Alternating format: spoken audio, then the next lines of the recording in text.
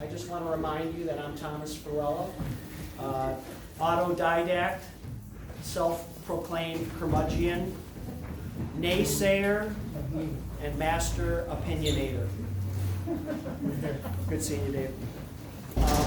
Firstly, I want to thank Margaret LeMay, who is the owner of Marzen Gallery and Integrated Arts Group, for, first of all, just being a champion of the local artist. We're not seeing a lot, well, we haven't seen a lot because of COVID, but in general, kind of seems the local artists get a little discounted because I'm not from Brooklyn or New York or something. So I don't want to create any bad vibes because I like Brooklyn too, but she really sees the Wisconsin artist as an entity and offered me this show. So I'd like to thank Margaret. She couldn't be here tonight, but would she hear us if we clap? Yeah. Margaret lives upstairs. Of course, she had help, and Augusta, who is right here. A huge thanks to her for doing most of the heavy lifting for the show, and sort of brilliant writing and beautiful presentation. So thank you, Augusta, for that. The other co-worker, Tess, I'm not sure, hello, Tess is here. And it was great working with the three, and I think for Tess, I appreciate her honesty and opinions, and I love people with strong opinions, and I feel that really valued for me. So a great threesome bringing this show together was not done. It was a partnership and a collaboration.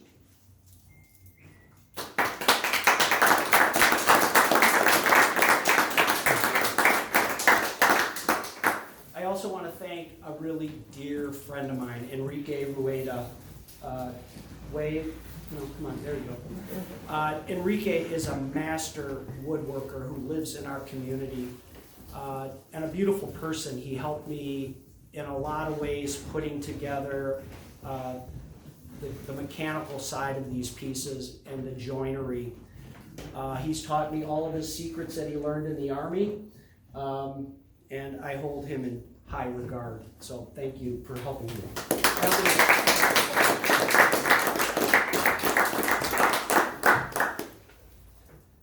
America, yeah. America is a ghost in a void, bent into the sum of our mistakes, where shadows wander in the darkness, unseen, teetering on the edge of chaos. Merchants of certitude deliver holy capitalism, where war follows money and money follows war, endless wars. This is the business that is our America, the sinister face of aggression hidden by the veil of empathy. Detached from reality, the conspiracy of extreme beliefs are hijacking the new narrative.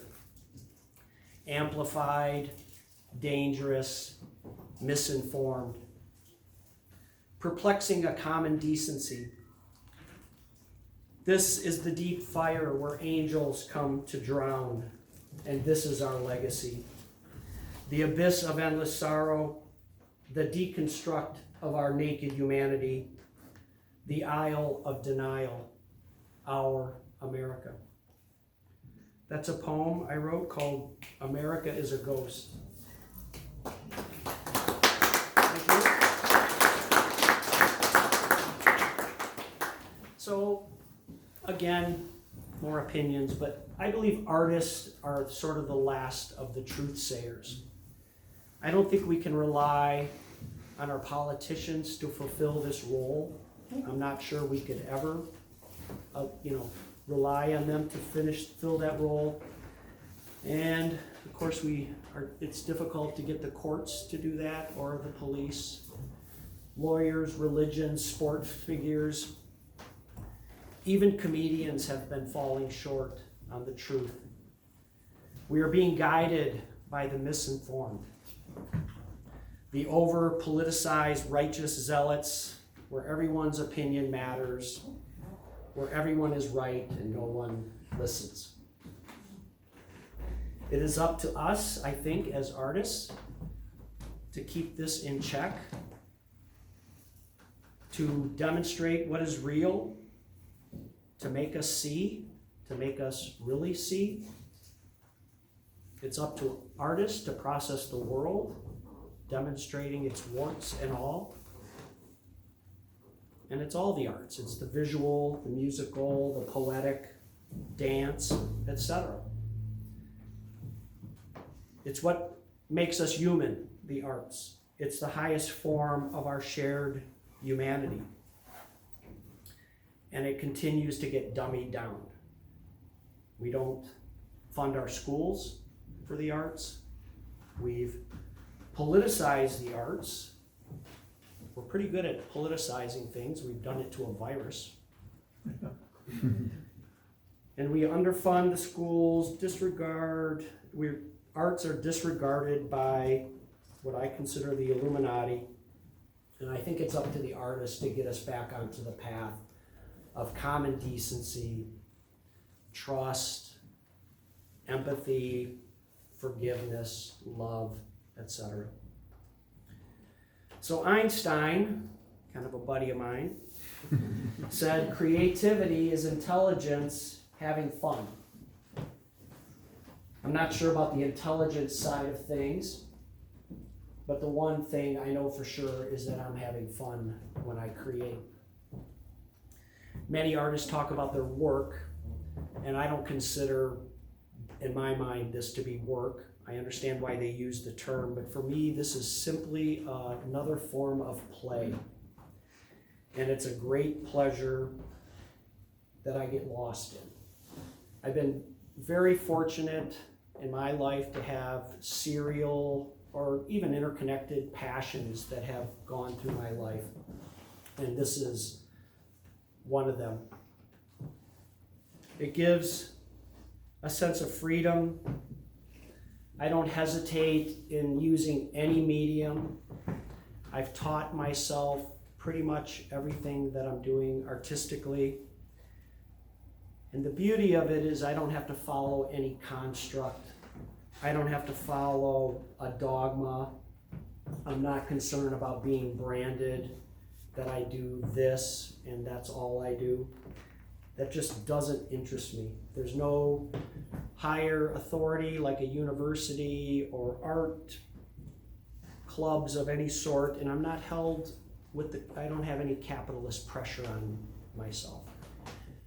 And so I'm very, very fortunate, and it's a beautiful place to create from. So if you look into what I have done, this is completely new. And I may never even come back to doing something like this because I've got something else that I want to do. This project, the Illusion of Permanence, started with a walk along a beach in Lake Michigan. And I found a piece that was of burnt driftwood, and it was already just beautiful. Had these beautiful sensual lines. I worked it a little bit. I found what I call drift bricks, which you can find along Lake Michigan, bricks that have tumbled in the water. I mounted it, and I immediately traded that piece for a Getzen 900S Eterna trumpet. And I think I got the better of the deal. But it just got me thinking more of that form. And of course, walking in prairies where it's been burned or forest fires. And of course, sitting around bonfires, you see the forms. And I just started exploring those forms, burning the wood, letting the fire do the sculpture and get out of the way and just accent what was brought out. I had really no intention of doing anything more except for creating something beautiful. I painted the pieces just because I thought, wow, that looks pretty. And I think as I was exploring the body of work, I think certain things start coming out, and I think you can start recognize those. And a lot of that comes from Margaret, who gave me the opportunity and the space to host a show, and to have somebody like that in your corner allows you the time to explore something. Otherwise, not that I'm too much of a scatterbrain, but I tend to work on pieces, I love them, and then I'm thinking, oh, okay, that's gonna sit in my basement, I'm gonna go work on something else. But this space, her philosophy on how she wants to support local artists is a beautiful thing, and it gave me that opportunity to explore this work. So again, thanks to Margaret and Augusta and Tess for allowing all this to happen, and thanks for beautifully putting it together, and Rique for helping me with the joinery and the wood knowledge, just absolutely fantastic. And thank you for showing up. It's good to see people out and about.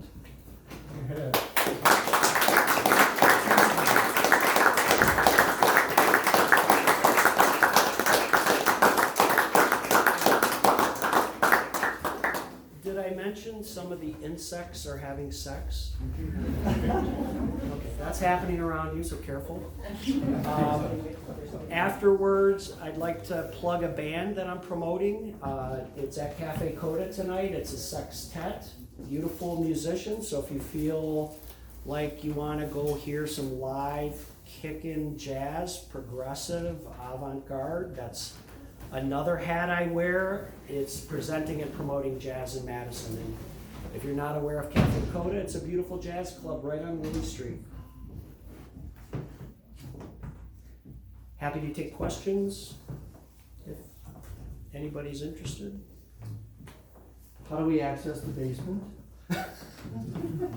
My basement. Well, you said you had extra pieces down there that you weren't quite ready to paint with.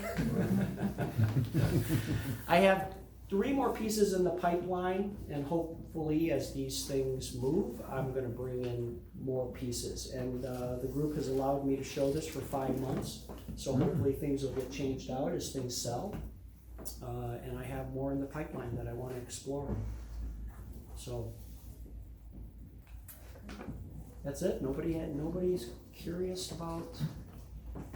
Well, can you talk about your circle of life concept? Because there's so many things hidden in there, and you started, as you were talking about it, things started emerging that were really fascinating. So maybe the piece with the owls, I don't know, just tell us more about that. I think, just exploring it, I think subconsciously things come together, like, and it's not highbrow in any way. I don't want to make it sound too much like that, but I'm fascinated with barn owls. Of course, they're gorgeous, and I thought, what are they doing? They're hunting, and so then there's that, and then there's the circle of fire with the earth and the political notion there. And I think the title, The Illusion of Permanence, sort of sums this up. These are things of beauty.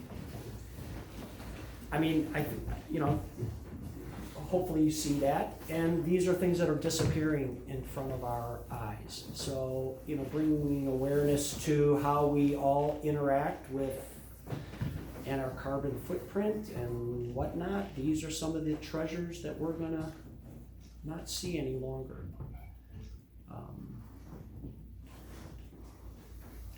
Thank you for asking that. All right. I was wondering how you paint so tiny. I kind of want to get away from that. It's a little annoying. I'm not trying to show off. I just don't know how to paint otherwise. I really don't. I mean, I'm self-trained, and I just kind of figured out how to move oil around. And I'm like, wow, if I can make that tinier, it looks more real. And I can make that a little bit tinier and make that even more real. And then next thing you know, I'm wearing surgeon loops and driving myself a little nuts. So I started a body of work with a buddy of mine. His name's Kevin Schaefer, and he's really good at throwing paint around, throwing feathers and sand and tar and dripping. And I'm like, okay, we're gonna trade pieces back and forth because I want to learn how to be looser. I think a really strong painter has that looseness to it. This is a little bit of a show off of technique. which I'm not excited by. I mean, I see the beauty, but it doesn't resonate with me deeply. So anyways, he and I are exchanging pieces back because I want to learn how to throw paint and make it look right. And what's happened is Kevin's becoming tighter. He's becoming more tighter and painting in between the lines, and he's not. So he and I got to talk because he's coming too much to me, and I really wanted to loosen myself up better that way. It's like improv jazz, right, Mr. Cooper? And what you've discovered, you know, that's kind of where I want to go artistically with my painting. So. Yeah, I'm wondering if different surfaces like that piece forced you to loosen up because it's not as smooth. This is really hard to do, by the way, because I paint by drawing. I don't paint like this, you know. I paint by resting, and I'm resting my hand. So it's a little bit paint by drawing.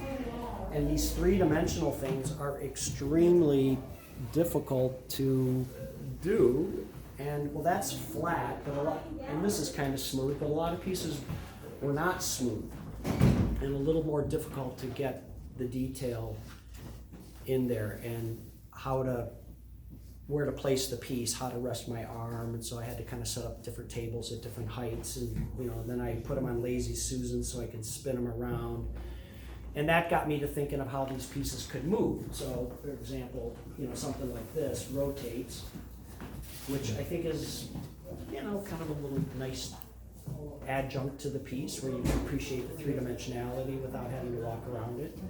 I love the pieces that rock, which again Enrique helped me with, especially the badger, wonk, wonk, wonk, wonk, you know, and the other pieces that move. So. Well, you're working on a big piece now in Milwaukee.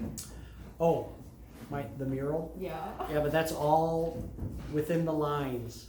And I just finished that, my first outside mural. So kind of fun to do that. What is that of?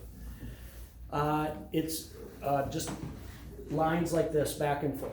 So it's like wind and water, because it's 2 blocks from Lake Michigan.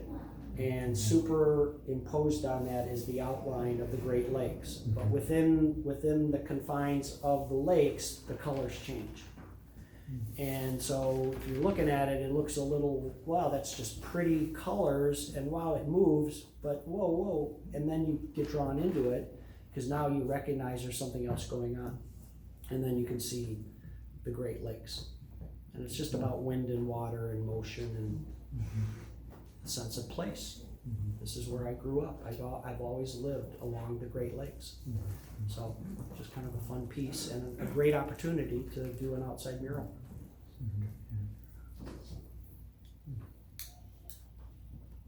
Cool. Only one cool? I'll take it.